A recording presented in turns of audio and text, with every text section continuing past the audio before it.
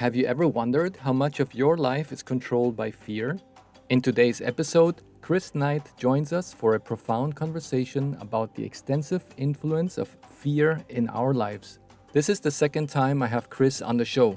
He is from Australia, and for the past 15 years, he has dedicated his life to providing education, skills, and tools to overcome unresolved emotions, trauma, and limiting beliefs that shape our life choices and relationships. In this uplifting conversation, we explore how fear extends beyond obvious situations like facing danger or receiving bad news, revealing its constant low-level presence that subtly limits our potential and creates toxic outcomes.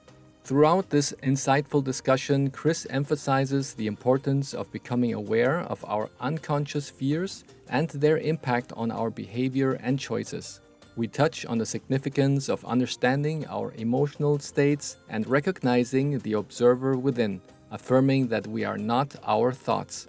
Join us as Chris explores the manifestations of fear in social media, body language, relationships, and decision-making.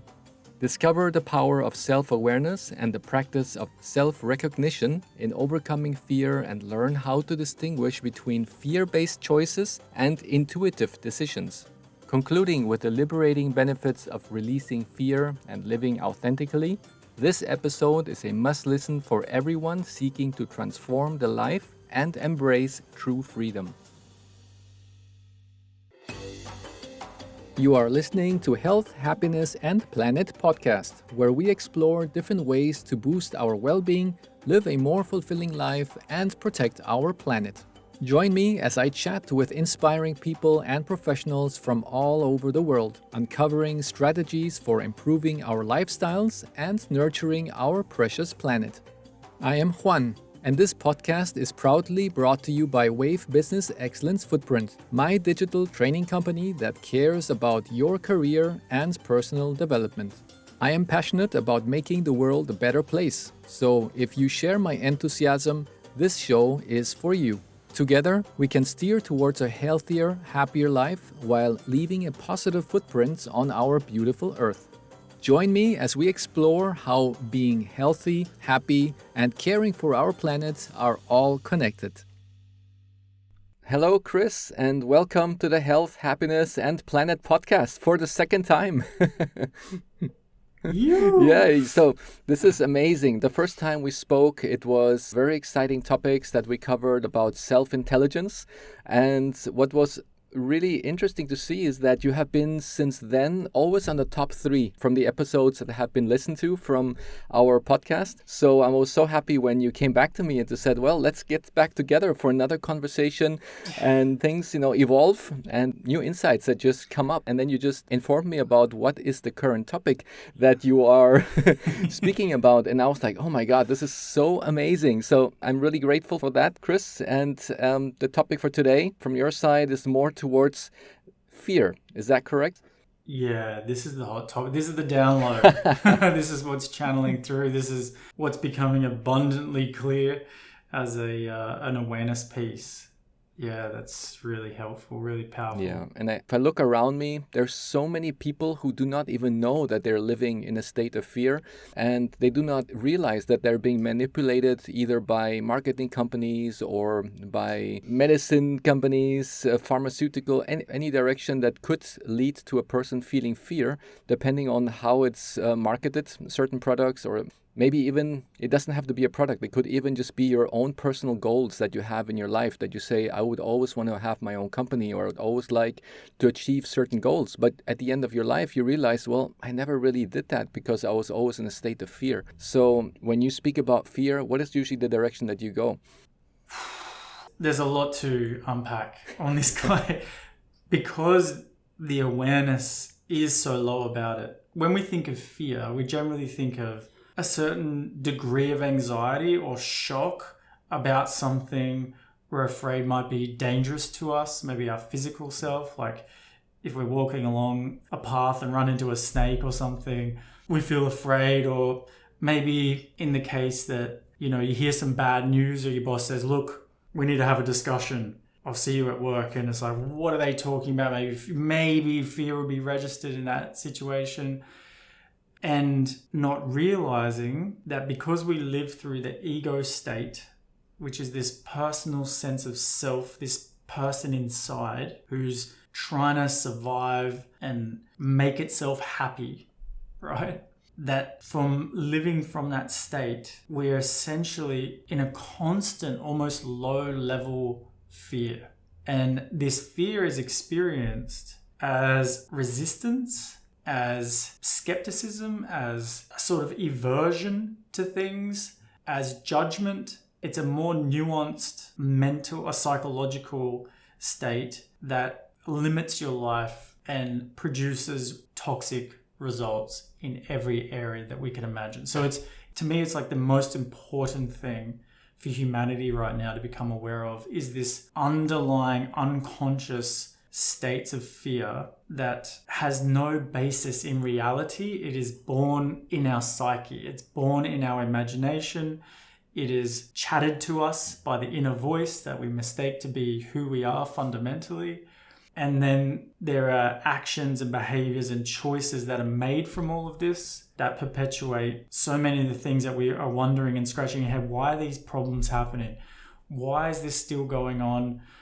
What's with this corruption? What's with this dishonesty? What's with the relationship challenges that are happening? With the mental health issues? What's with all of this? How much behind all of that is an unchecked, unaware of states of fear that is a primary pillar in self-intelligence to bring clarity, right, to this. So you mentioned something very important, and if you've ever done coaching or that type of thing, right, like the coaching industry exists because people want things, they want to achieve things, and they're like, I don't know what's going on, but I feel blocked. And it's like, well, what's the block? The block is, in most cases, psychological fear, some belief about yourself, some conditioned idea that has been planted in you from birth or well before you were born, generationally carried through, that's preventing the flow to come. Yeah. And so the way I have been supporting people to become acutely aware of psychological fear is through triggering things, right? So every single day we have an opportunity to be triggered by something. Something doesn't go right at work. You get triggered by your partner because of something they said, or some scenario has taken place. Someone doesn't drive the way that you think they should on the road, and you get triggered by that. Triggers, right? Emotional triggers. These are the entry points if it's understood how, and there's a willingness to look inside to go, what's going on inside me that I'm projecting this triggering event, right? Because clearly two people can experience the same event. One person's triggered, the other person's not. So this is an internal situation, and over and over and over, I'm starting to see a pattern because I'm looking at this so closely, right? And I wanted to share with you what I'm finding. Wow. That sounds really, really interesting, especially that I know that many people do not have the possibility to identify when their emotional state changes. If you just ask somebody, how are you doing? And they somehow think they're just like 3 or 4 emotions. They just say, oh, I'm good, or oh, I'm not doing so good, or today I'm doing like 50-50. But there's so many different levels. Like there's bliss, freedom, joy, love, appreciation, gratitude. So all of these are like this very nice high level emotional states. But then you have all those lower emotional states. If you have like control, anger, and fear, guilt, shame. So all of these, I would say, lower levels, I think that's a space where you cannot create because you're more like in a stress zone, more or less. And if you're in a stress zone, you have a very narrow-minded and narrow focus, and then you cannot make the right decisions. And if you are then in the higher emotional state where you feel grateful, then you have somehow a broader focus and you see more the big picture, and you're not in that fight or flight mode, and you're more productive and your brain just functions much, much better. And I think when I ask that question, how are you doing? They do not really know at what emotional state they are in, because they're just so into their daily life that they do not realize, hey, I've been angry since the last 3 days. Why am I angry since the last 3 days? And they only realize it maybe, days later, maybe weeks later. Some people, they're already a whole month, they're angry and they do not know the root cause of it. And they do not think about, well, I never caught myself at that moment when my emotional state changed. And a month later, it's much more difficult to find out what was the root cause of me getting angry than when you just catch yourself at that moment. You say, hey, I just changed my emotional state. I was doing fine. Now I got angry because of something. And you can really track it back and start asking yourself the question, what is it that changed my emotional state? And hopefully then you can find the root cause a little bit quicker. So that's the way how I usually perceive the world. And that's how I perceive it in my inner voice, when my inner voice is always like checking, how are you doing right now? Am I feeling grateful? Am I feeling good? Am I feeling happy or joy? Or am I feeling a little bit scared about things? So there, I think a lot of people are not aware of that emotional state. And that's what brought me to like a frightening moment to say, hey, you're not really checking that. You're not asking yourself that question regularly because that's very important for your happiness in your life. Yeah, and that's why I'm so curious about the insights that you have and the discoveries that you have done so far in this topic.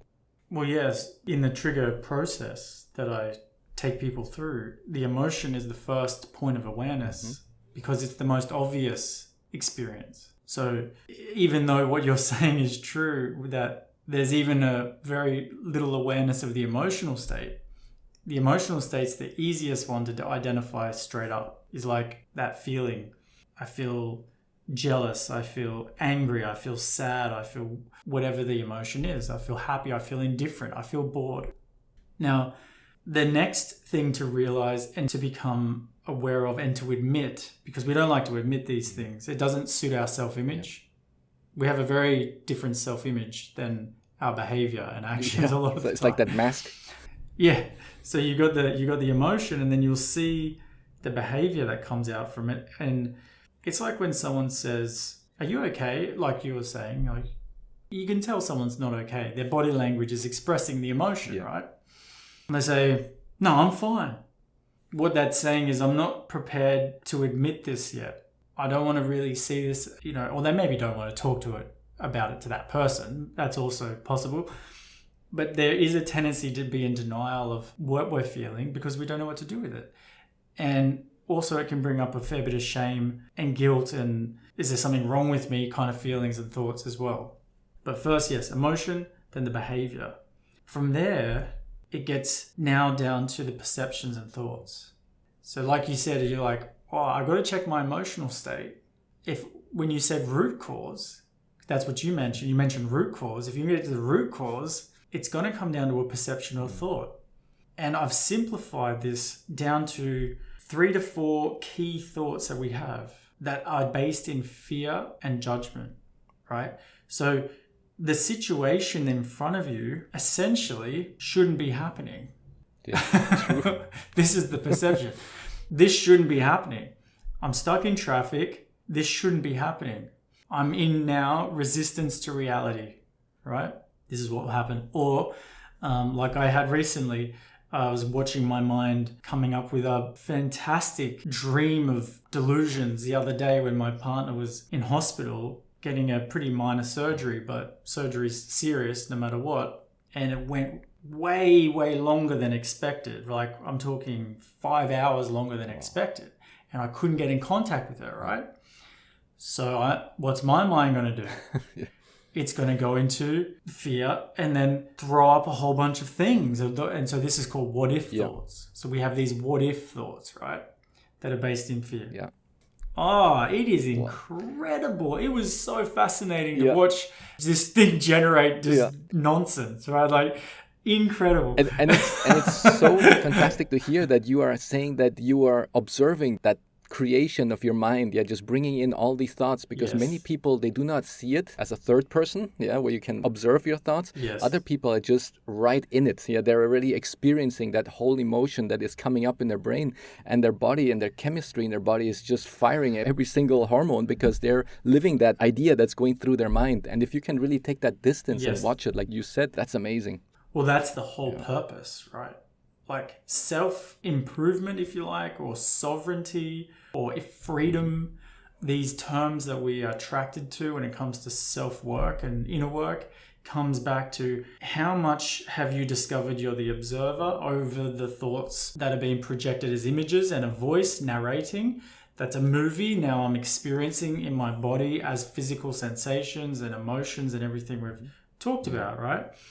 And I had a choice continually to like fuel those thoughts. That's where the shame comes. Okay. It's a subtle thing. Shame comes from fueling delusions versus staying present. And we don't realize shame is coming from that. When we think shame, we think, some kind of sexual perversion thing or some addiction that I can't stop or some other things because they generate shame, okay? Or I lied to my friend or I did something deceitful. Shame. But the shame that's more insidious and that is everyday happening is the fueling of delusions in our minds that we know deep down are not true, but we let ourselves be seduced by them. Yeah.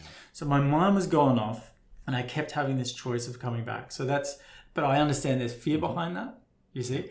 And this is a little bit of a tangent that's critical, a critical tangent. If I'm to stay with those thoughts as a reality, I enter the victim-perpetrator-rescuer cycle. And I'm going to explain a bit about that when I get to the primary fears that I've discovered, all right? Because that part's critical to understanding the behavior that comes after this. So the other thoughts are just limiting beliefs, just pure limiting beliefs, and needs. There's all of these psychological needs that reality is not showing up to produce and deliver that is triggering us, right? And behind the need is a fear. Because if we continue to believe we are the person inside, because we believe that, we don't know we're a person inside. If I start quizzing you about the person inside, all of a sudden it becomes very hazy, okay? But if you believe you're a person, and what is a person? A person's a bunch of perceptions and memories and ideas and roles and all of this. And we did this on the last podcast. We looked at all of that and we're like, am I these things? No, these things are constantly coming and going. I could not say I'm any of that. So what am I, right? Very important. Now, the triggering event is now coming down to, okay, I've got the thoughts that are there and I'm observing them. And now I can recognize the fear. Now, there are typical fears people would recognize. Say, for example, you're going to do a speech or maybe a podcast, right? So the fear is, and it's not recognized as a fear. It's like, I felt a bit anxious maybe, a bit excited, but a bit anxious before I got on the podcast, right? Let's say that's what the situation. What then could be the fear? The fear could be like, what if I humiliate myself? What if I don't know what I'm saying? What if I'm taken wrong? What if I'm misunderstood? What if I say something I can't take back and it's bad for me, right? These types of things can take place. That's, again, another what if kind of context of a situation. I know mine. What's yours? Mine appears very often in my head, and I always try to catch it when it comes, because it was a situation that I always think about, what if my voice goes away? Because I had that issue when I was presenting a lot and I was giving a lot of training, and my voice, to lose my voice. And I don't know why.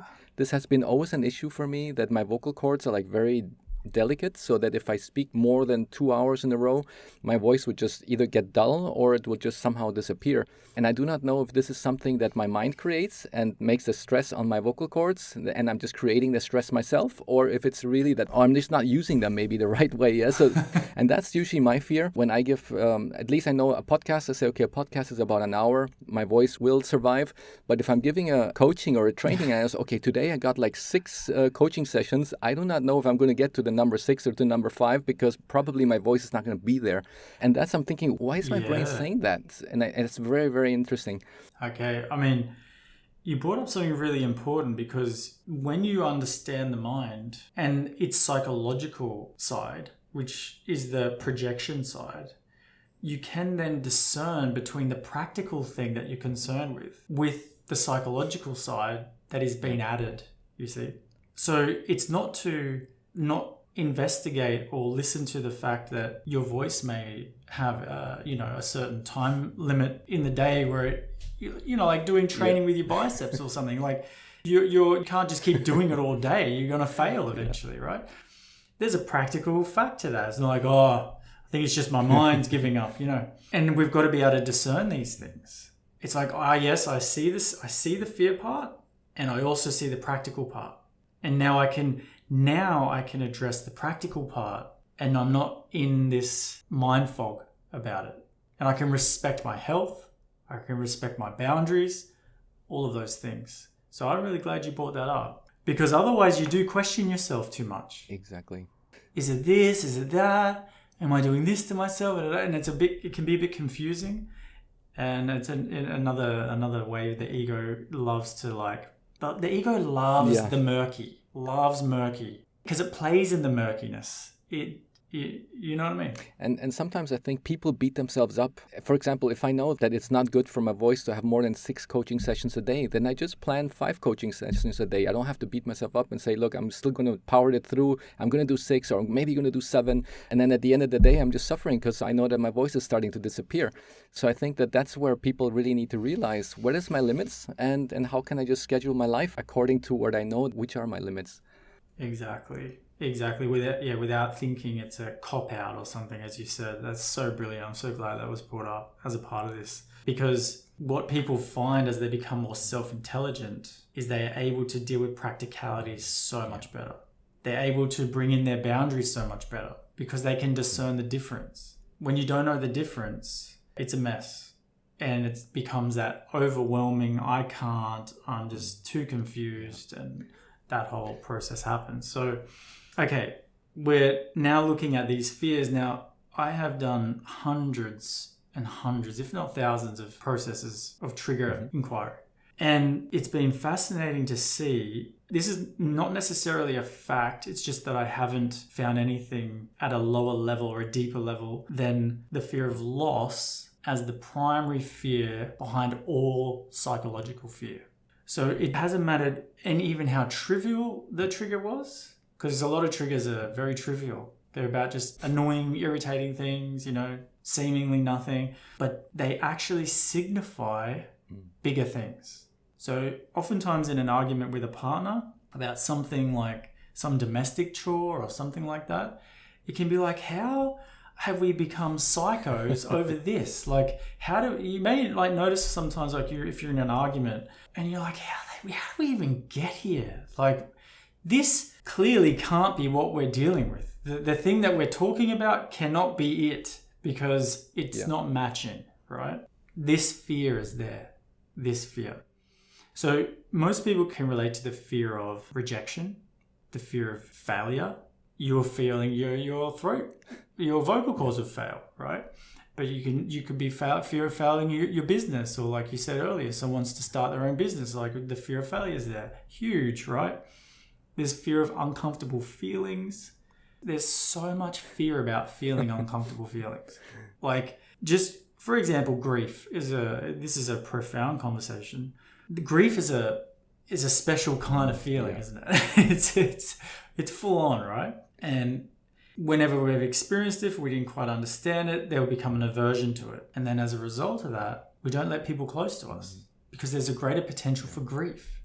Oftentimes we wonder, why don't we have the connections in our life that we want, the depth of connection? We say we want it, but it's like, I want that, but I don't want to have the risk of feeling that grief. So what I'll do is I'll keep everyone at arm's length, attract superficial relationships in my life, and then essentially complain that I'm not getting satisfied at the depth that I'm wanting. Why? Because I'm afraid of the feeling uncomfortable. You could talk about confronting conversations or any such thing. I've got a whole bunch of things. Feeling like you're going to fall apart, fearing ill health, fearing aging, fearing hopelessness, fearing pain, fearing betrayal, fearing regret. Or even boredom. Fearing to feel bored. Oh, boredom's a big guy. It's like, I need to grab my phone. Boredom's big. Even today, more than ever, I think, because when I was a kid, I was bored many times in my youth. But now it's like, my daughter cannot spend like half a minute without looking at her phone if she's standing in line somewhere, or if we're just getting into the car, or we're in the elevator. She's already like grabbing her phone and like say, hey, can we just enjoy the moment that we're here in the elevator together? It's just going to be like, a couple of seconds. And it's like, no, I'm going to get bored. It's like, what? It's crazy. I love you, man. You're a legend.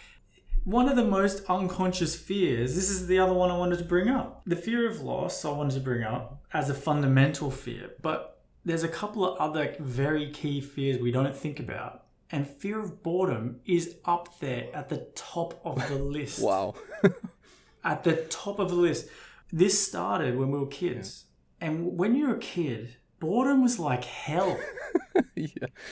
Like, do you ever remember like going to like a friend's house or your parents had some friend and you're just like, oh, they're so freaking boring, these people. Yeah. Like, there's nothing to play with. It was painful. And it was like torture. It was torture. Yeah. I can remember that. So, like if it was yesterday.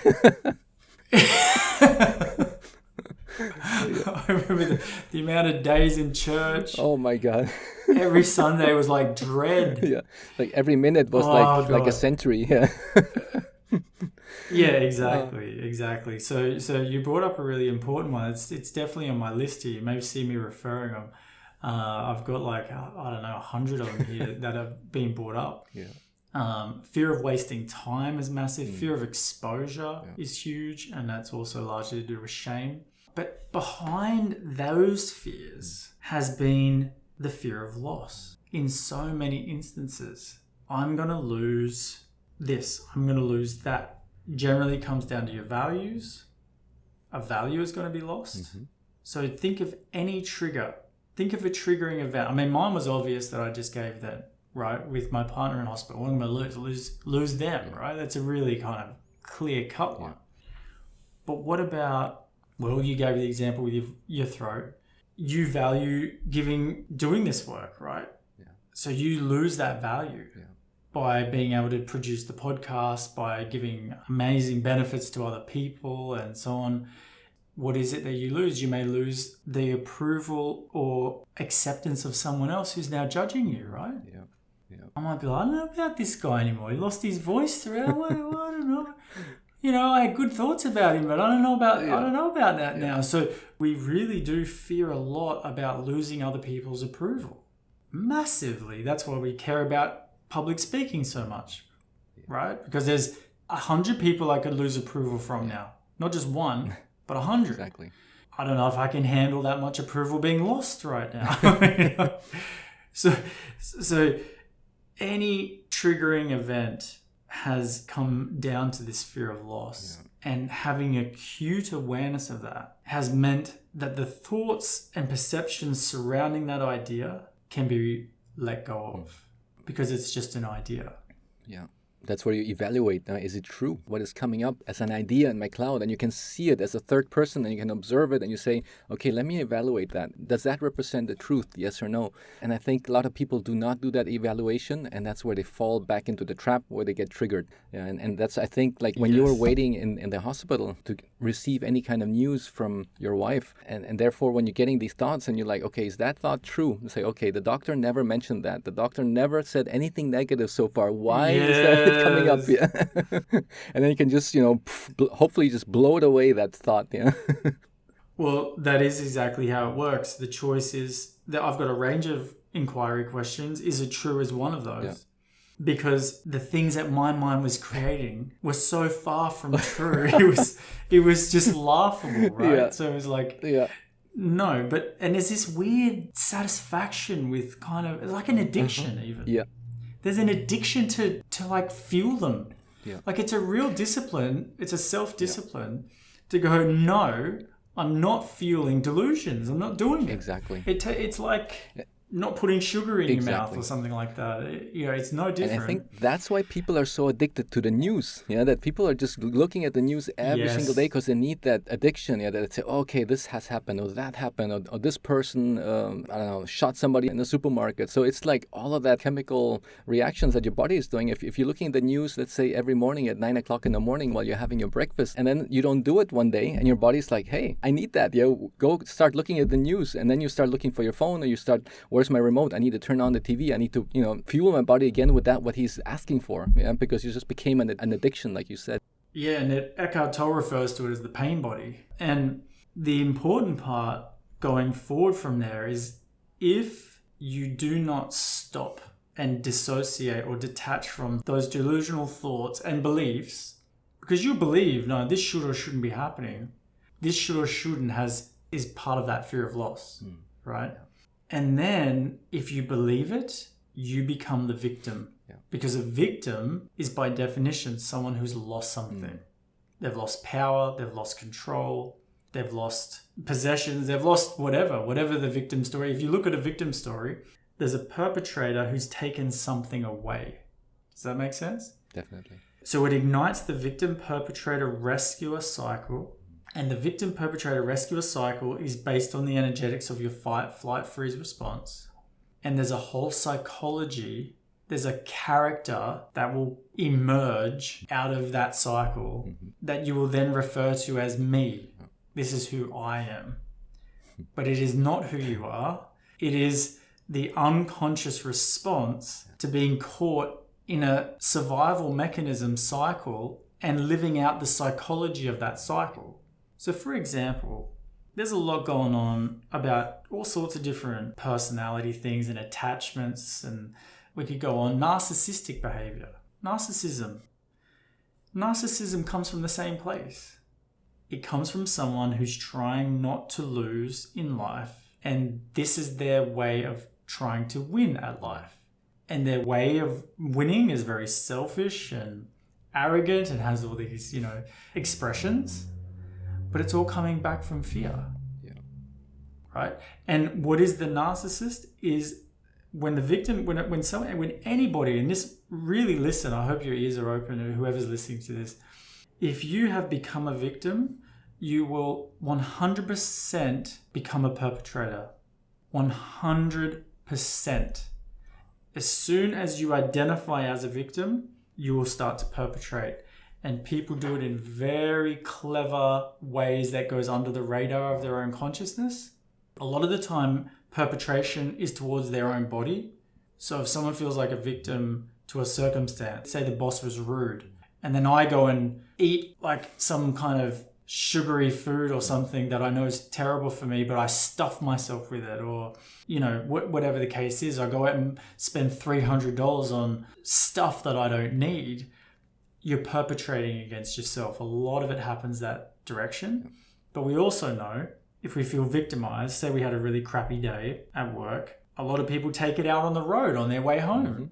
Driving up people's ass and honking horns and giving people the bird and all these things. It's like, it's coming out. Or if it doesn't come out on the road, it comes out when you get home, when the jobs aren't done, when there's certain expectations that haven't been met, and all of a sudden you blow up in a way that's not really relative to the situation. But guess what? The perpetrator's got to come out somewhere.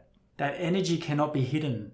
We think we can hide it. It's like we think, well, I can control this, right? I've got this. But it's impossible. If you've believed the thoughts, you have to enact the thoughts. Yeah. That's the result. And if you do not let it out, let's say some people do it when they're driving, as you mentioned, or when they get home and they explode with their partner or with their kids. And if they still try to keep the fuse closed and they say, okay, I'm keeping it inside. Yeah. And I think if they keep it inside, that's even going to make them sick. Their body is going to start being unhealthy because there needs to be a way out. They need to process that somehow. Yeah. Well, that's the perpetration. Yeah. The perpetration is your symptoms now in your body. Your body's taking on the perpetration of the situation, right? So when you really look at this, because I've looked at so many scenarios, okay, it's helpful to get scenarios, examples, understanding. You realize it's like an epiphany goes off. If everybody could just come to this awareness that the insanity we see on the planet, the corruption, the greed, the things that seem evil even, all of it is coming back to thoughts believed that are generating fear of loss. And I challenge anybody to bring me a triggering situation that doesn't come back down to that. Only because it just keeps coming back down to that. That's what I keep seeing over and over and over and over and over. We're not aware of this. It's not the process that we're deciding within ourselves, this is what I'm going to be responsible for. Mm-hmm. Because when we talk self-responsibility, authenticity, integrity, we're talking about this. Yeah.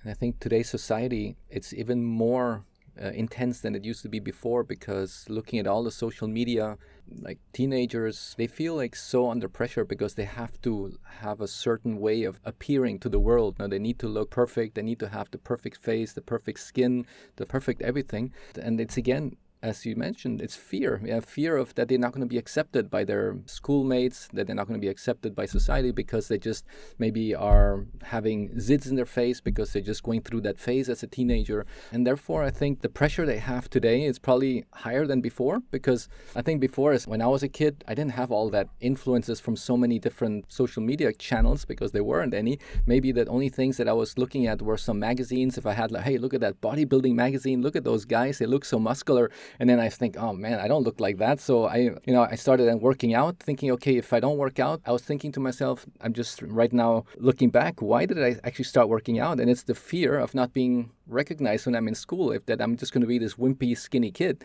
So I want to avoid to have that fear. So I'm going to start working out to have these muscles so that I can be then represented as a strong person out there. So yeah. And so, because what would you have lost? Yeah. What would you see? This is come back to it, right? So this is such a great example because you're talking about comparison. Yeah. So what you're saying is people have way more, like younger kids and so on, even or whoever you are, because if you got a phone, we're talking about comparison. I'm not as attractive or as desirable, so what do I stand to lose? I will not get the same opportunities. I will not be accepted in the group. I will lose company. I will be alone. Yeah. Major fears. Yeah. I will not be desirable, right? Yeah. I may even be humiliated because I'm picked on. Yeah. So a lot to lose. So what I'm going to do is whenever there's the fear, there is then, and believed, then there is the compensation for that fear, right? Now, exercise doesn't have to be a compensation. Mm-hmm. Exercise is great for you. Yeah. Right? And it is amazing to look great and to feel great in your body. No issue there. Yeah. That's a practical thing. And guess what? You are more attractive when you're physically attractive. Yes? That's right. But when you are coming from the place of fear, it'll also come with arrogance. It'll also come with overdoing it. I need to be some Hulk that now, guess what? Women are finding like, that is not attractive. Yeah. I don't know who he's doing that for, but I'm not finding that attractive, right? So guess what? The fear shows itself. Do you know how many beautiful women I've seen? I mean, gorgeous women who have turned their bodies into freak shows, both on a physical level and on a cosmetic level. Yeah. And what is it revealing? It's revealing the fear. Mm. This person is living in fear. It's a natural product. Fear is ugly. It's going to have to show itself somewhere. And it's innocent because if you don't know it's happening, you don't have the choice to stop it from happening. Exactly. You have to live it out and believe that it's a reality and then live it out until one day you go, wow, this didn't give me what it was promising. Yeah. It was promising me to feel I was going to feel okay inside if I had this. If I had the biggest booty on the planet you can imagine, right? I was going to feel okay inside because now I don't have that fear of lack that was coming from, the comparison that I was making with other people and other women who were more attractive than me. And that means I'm going to miss out on the man of my dreams and and everything that flows on from that. Exactly. A lot of people are exposing this now. Yeah. They're more open about it. Netflix documentaries on famous people, rock stars, celebrities of all kinds, sports people going, it did not amount to peace. It did not amount to happiness in a lasting sense.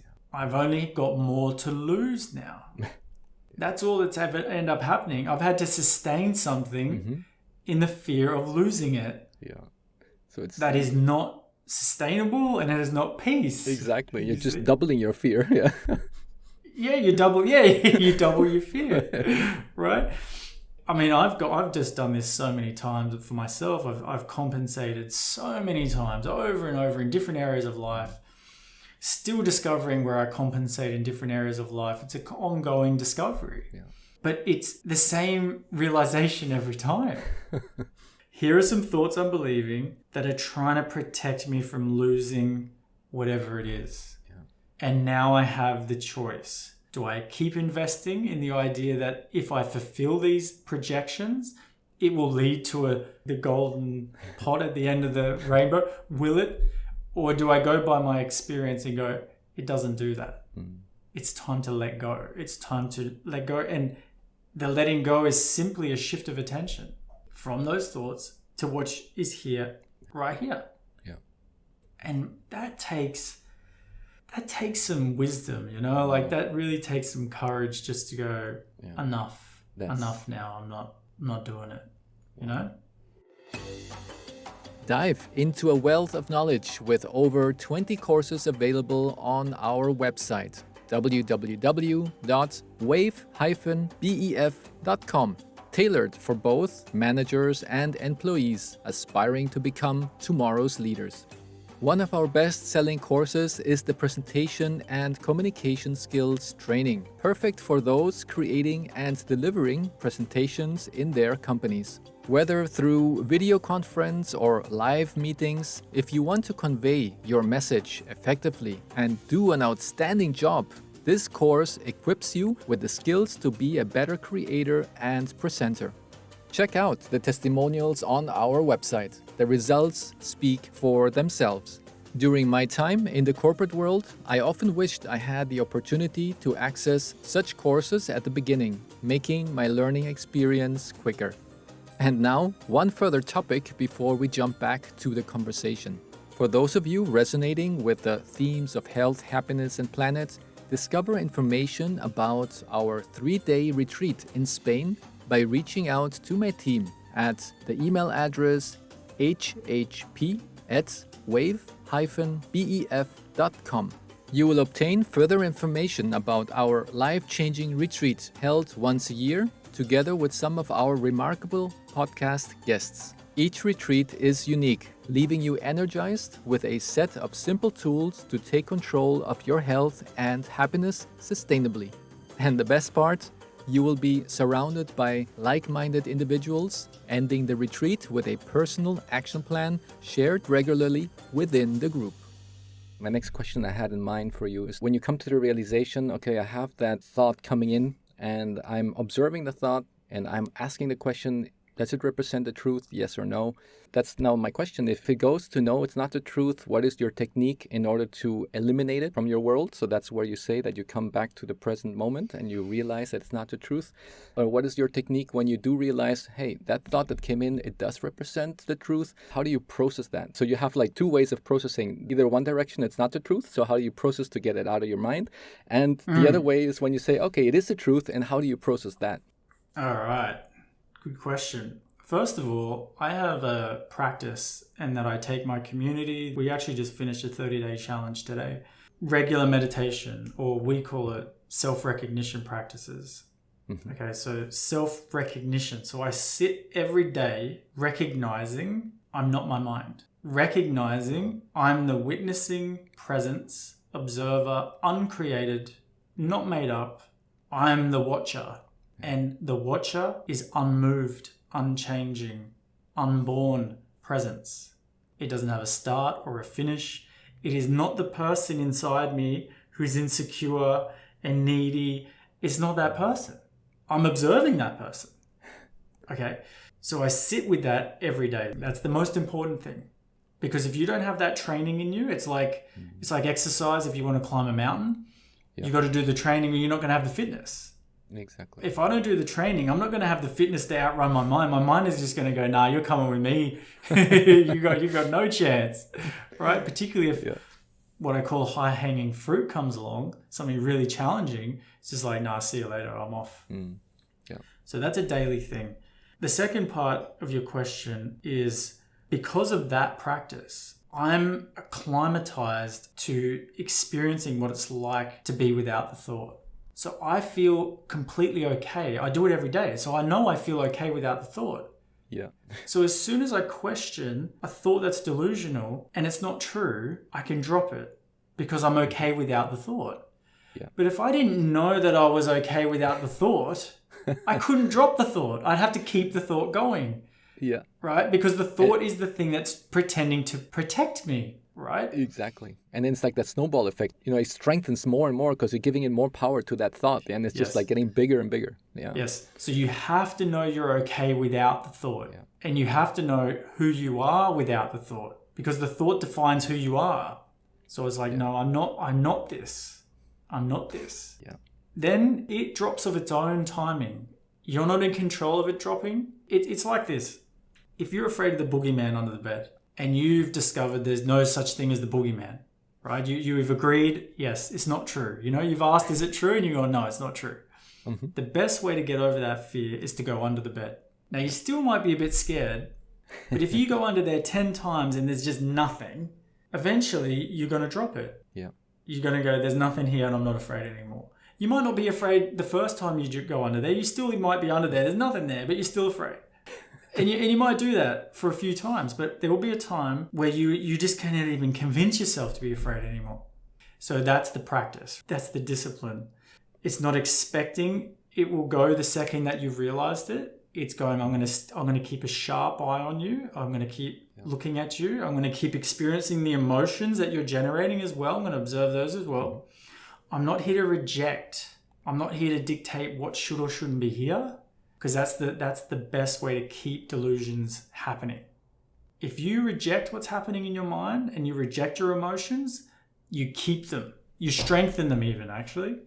So this is important. All right. Yeah, fantastic. There's one thing I just realized before we continue, that when I was a kid, and I did it, actually I'm still doing it today, but I don't know why I adopted that since I was a child, that if I had a bad thought coming into my mind and I did not want to have that thought, for example, there are a lot of movies in Hollywood that they show car accidents, that people die in car accidents. So sometimes I had that thought that, oh, my dad is leaving now to work. I hope he's not going to be in a car accident. And I would have that image in my head. And I was like, no, don't be thinking about that image, about a car accident. So what I would do as a kid, I would take a snapshot of that image of him in the car accident, and I would put it into like a capsule. And this capsule, it would go into a spaceship, and I would shoot it into space. Yeah. And then it would explode, and I would see all the ashes just like going everywhere, and say, okay, that is a thought. I blew it away into space. Yeah. And then from there, I was like, hey, I'm feeling good now. Well, whatever does it, whatever floats your boat, you know. I have found that I love that story, and I love that you had the wisdom so early on in your life to do something like that. It's extremely rare in my experience.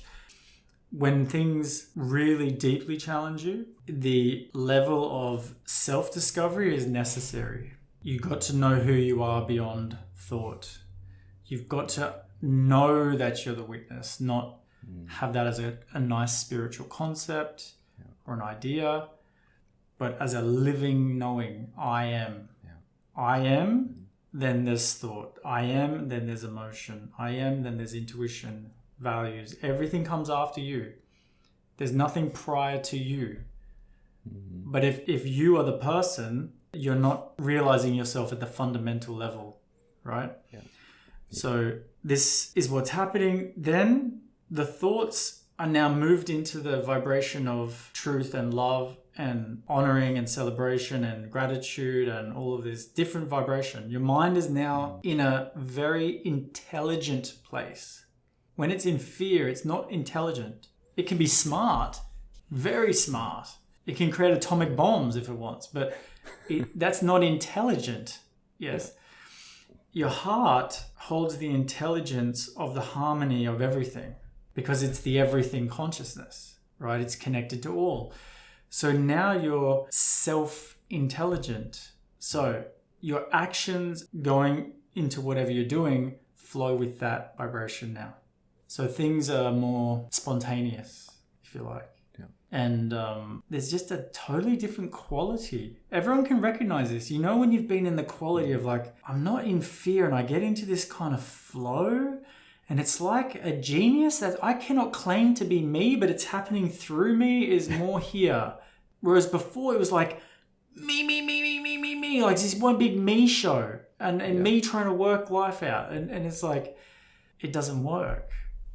And whenever we get afraid, that's the tendency, the reflex is to go to the me story, reactory, clutchy, desperate place. And it just doesn't provide what we're looking for, right? It's definitely not a place of ease. And that's essentially what we're most afraid of losing. So, yeah. That's amazing. Well, and it really shows that many people, through the fact of fear, they do not achieve the things they want to achieve in their life because they're always trying to stay in the comfort zone. They say, okay, I know that even though I have a bad boss and I'm having not a fun time at work, I'm not creating what I want to create, but I'm just going to stay because I know that's the known that is very uncomfortable. But for them, it's like the fear, what happens if I leave this company? What happens if I change position? Or maybe I'll have a new boss, but he could be even worse than my current boss. So at the end, you're just like, oh, it's just crazy. Yeah? And you're just held back. Yeah, all your potential is just held back because of fear. I call that the comfortable nightmare. Yeah. I love that. Right. Yeah. It's the comfortable nightmare because that's exactly what it is. There couldn't be anything closer to what it is than those two terms. Exactly. And you got to patent that. And you're dead right. Yeah. Perhaps. I'm fear someone will take it away from me. No, that's practicality.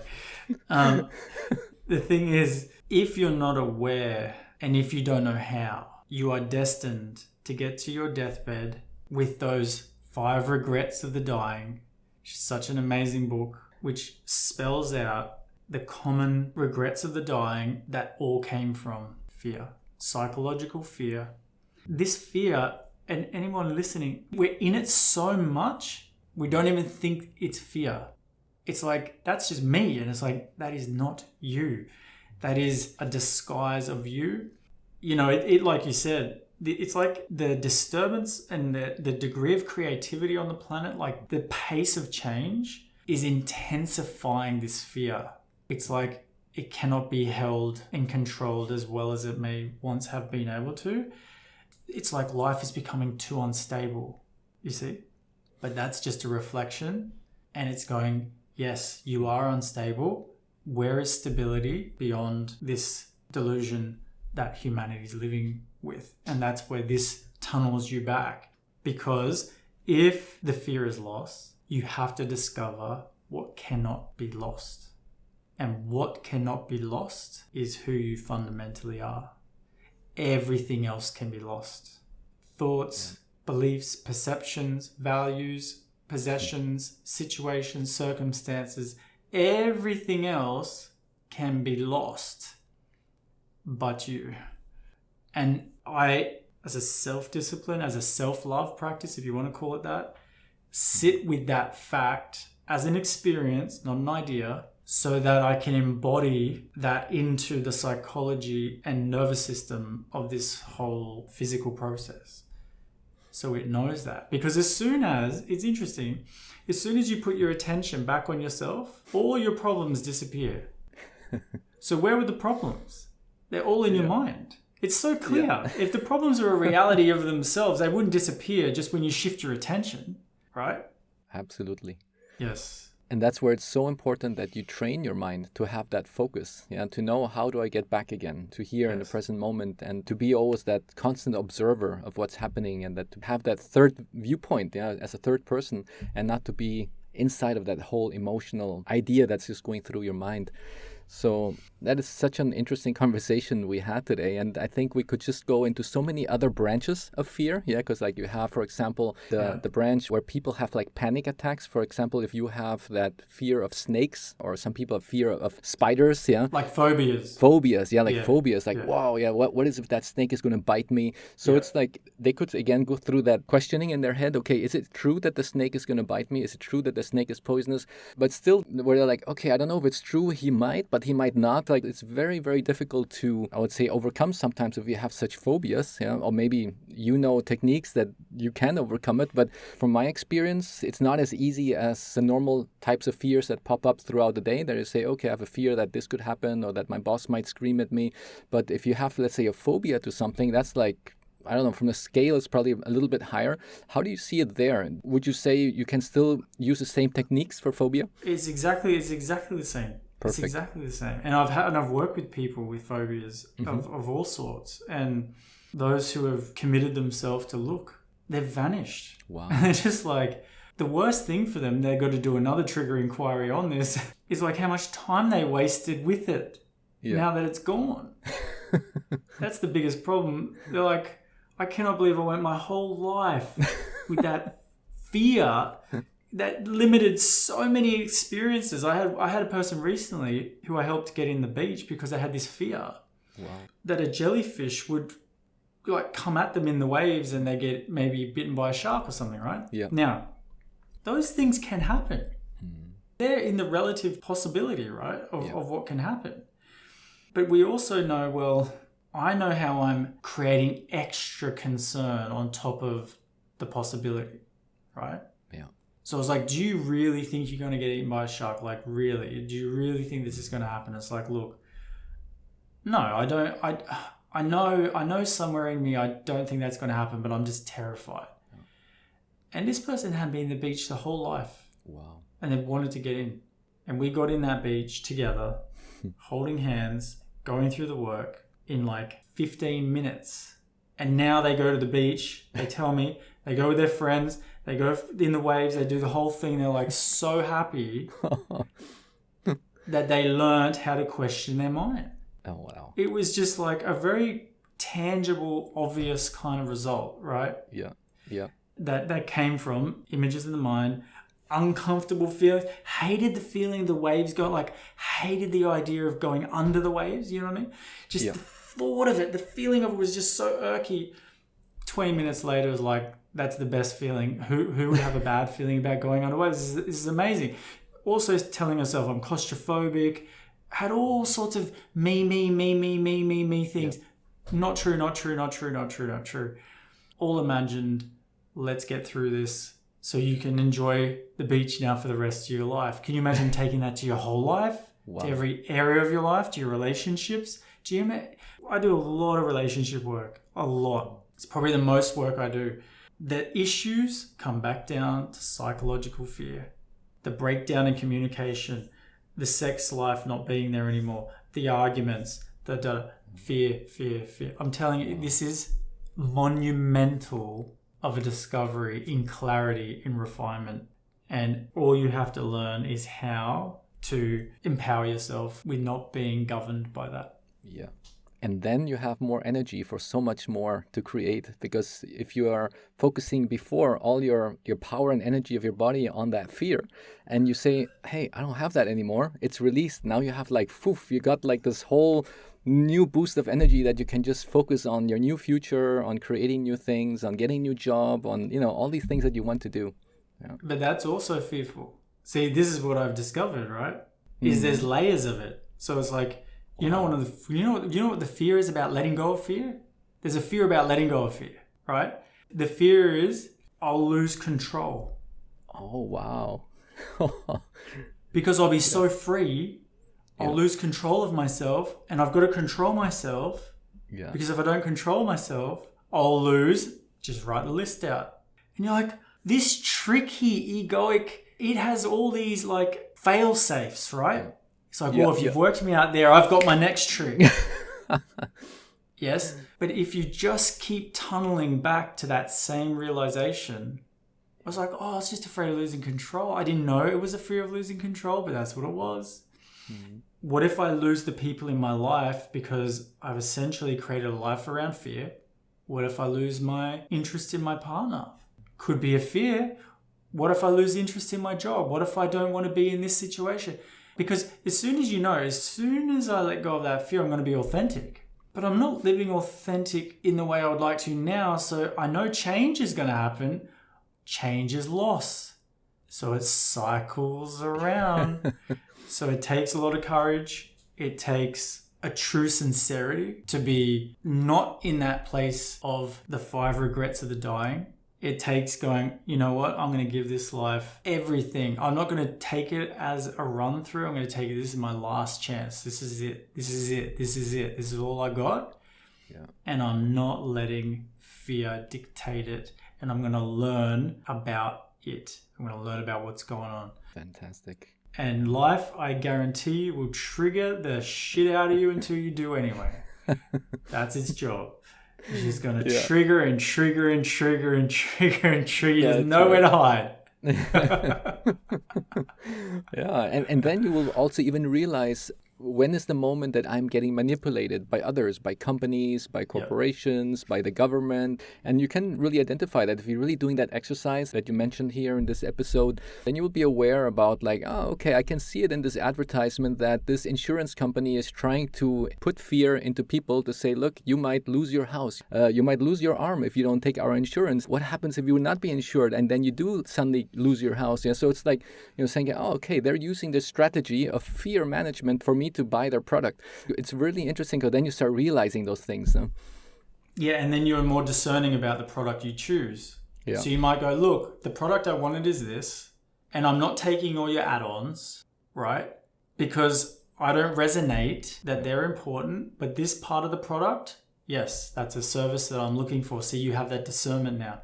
It's like when you go buy a TV and they go, yeah, but do you want the warranty extended thing that we're going to charge you with? Well, your fear may come up and go, oh, I better buy it. Or this particular item?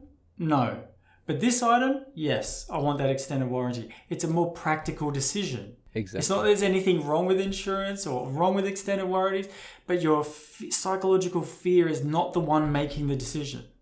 It's coming from a different place. It's coming from an intuitive place, an intelligent place. And yes, you're probably less likely to get so ripped off. That's right. And that's why it's super important that we all have insurance for our home, health insurance, but you've nailed it straight on the point, that you can maybe be aware that if I'm doing a decision, it's not coming from a place of fear, but a place of knowledge, of knowing, okay, what is it that I really need, and not to just get all of these extra on tops here because they know that they got me now because I'm already a fearful person, so I'm probably going to buy more of their products. Yes. Yeah, yes. Fantastic. Well, I think we could really go on for an hour or 2 hours. We could. We'll leave it there. Yes, we'll leave it at that. And wow, so again, this is another 70 minutes that went by absolutely super fast, and I didn't even realize that the time went by.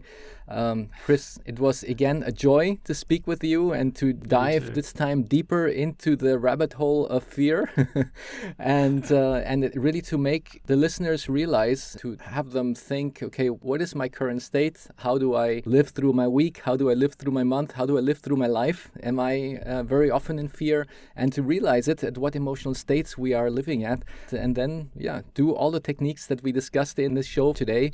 And you have really laid it out so nicely, and I think it's very practical and doable, the things that we covered today. So thank you so much for that, Chris. It's so amazing. Yeah, and if you don't have those skills and tools, reach out and get them. Absolutely. Yeah, you know where to go. And I will definitely put that in our show notes as well, the links to your website. And which are the best places that our listeners can find you? Yeah, the selfintelligence.com will lead you to the self-intelligence community, whereas you get access to everything we just mentioned. Very well laid out, very simple process. Yeah, it's very habit-based, action-based.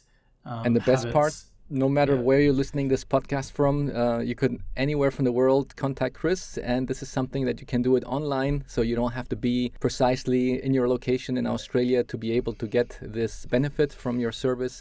This can be all done online. Is that right, Chris? 100%.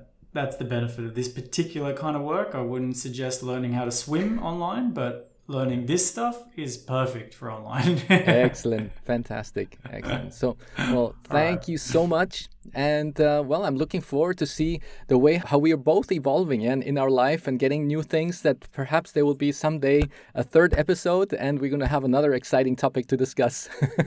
Maybe the comfortable nightmare. Yeah, exactly. Yeah, that could be maybe your next book. Yeah, exactly. Great. So thank you so much, Chris. Have a good one. See ya. Thank you. Bye-bye. What an incredible conversation with Chris. As mentioned at the beginning of the show, this is our second podcast together, following our first episode called Self-Intelligence. Be sure to check it out if you haven't heard it. We hope this conversation about fear has provided valuable insights and tools to help you overcome the fears that hold you back. Here are the key highlights from our talk. Learning nugget number 1, fear is a constant, low-level state that limits our lives and produces toxic results. Learning number 2, becoming aware of our unconscious fears is crucial for personal growth and self-improvement. The third point I noted down is that recognizing and understanding our triggers can help us uncover the root causes of our fears. Learning nugget number 4: self-awareness and self-recognition are essential in overcoming fear and living authentically. And the last learning nugget which I wrote down: releasing fear and living authentically can lead to greater peace, happiness, and fulfillment in life. To stay connected with Chris and explore more of this transformative work, visit his website and follow him on social media. Links are to be found in the show notes. I value your feedback and I would love to hear from you. Please take a moment to rate, subscribe, and share this episode with anyone who could benefit from this content. Your support means the world to me, and it motivates me to keep creating content that adds value to your life.